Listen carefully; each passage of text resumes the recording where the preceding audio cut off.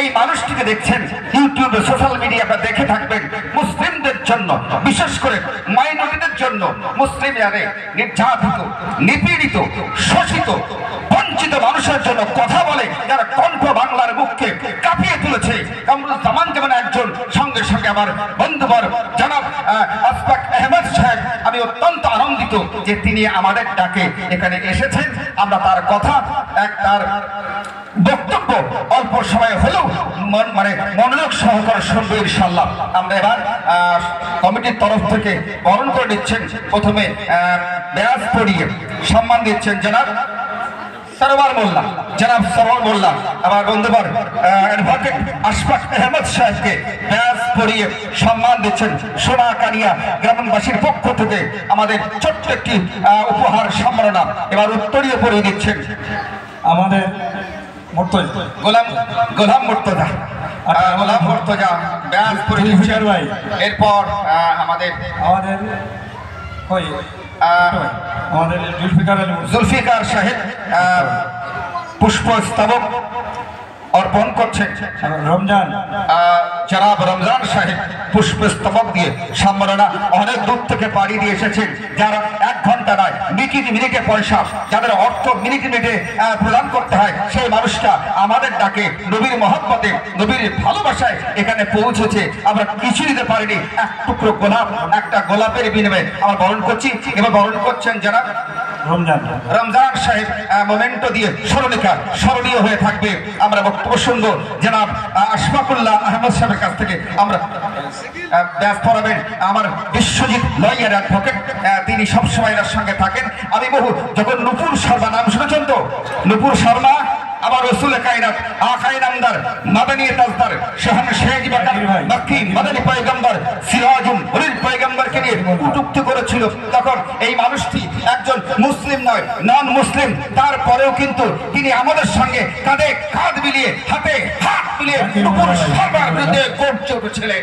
এই সেই বিশ্বজিৎ সাহেব অ্যাডভোকেট। আমি অন্তর থেকে দোয়া করি, আমি প্রার্থনা করি মহান রব্বুল আলামিন দরবারে তাকে হেদায়েত নসিব করুক। আল্লাহ পাক তাকে আরো বেশি করে বলিষ্ঠ হবে, তার হক কথা, ন্যায় কথা, ন্যায্য কথা ভারতবর্ষের কোনায় কোনায় পৌঁছে দেওয়ার তৌফিক দেন, আল্লাহুম্মা আমিন।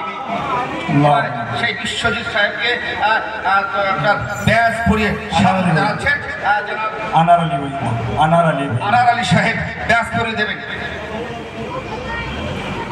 উত্তরীয় পড়াবেন মহসিন সাহেবের সম্মাননা করতে। তিনি আজান দিয়েছেন, আমরা আজান শুনেছি তো। আমি আরেকটা দোয়া করি এই মুয়াজ্জিন সাহেবের জন্য, ইয়া রব মেরে সর ইয়া কোই তাকদীর জাগা দে, আঁখে মুঝে भी है तो मदीना भी दिखा दे, सुनने की जो कुव्वत मुझे बख्शी है खुदावन, सुनने की जो कुव्वत मुझे बख्शी है खुदावन, फिर मस्जिद नबवी के आजान सुना दे, आंखें मुझे दी है तो मदीना भी दिखा दे। বিশ্বজিৎ সাহেবকে পুষ্পস্তবক উত্তরীয় পরিয়ে দিলেন জনাব এখানকার সম্মানীয় মহসিন সাহেব।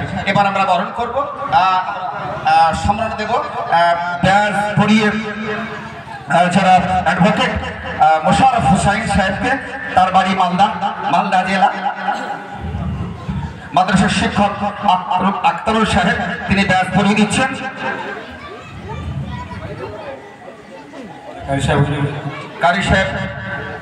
কারি সাহেব হুজুর এবার উত্তরীয় পরিয়ে দেবেন। মাশাআল্লাহ, কারি সাহেব খুব সুন্দর তেলাওয়াত করে, মাশাআল্লাহ।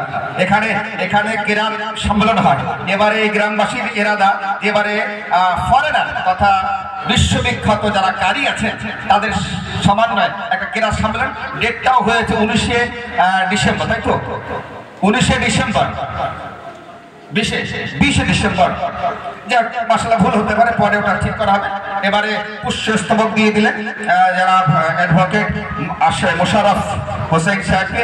हम बेला ताखिर एडवोकेट अशफाक अहमद साहब के मंच पर बुलाएंगे, बिना विलम्बे ताके डाकबो, আর দেরি করা যাবে না।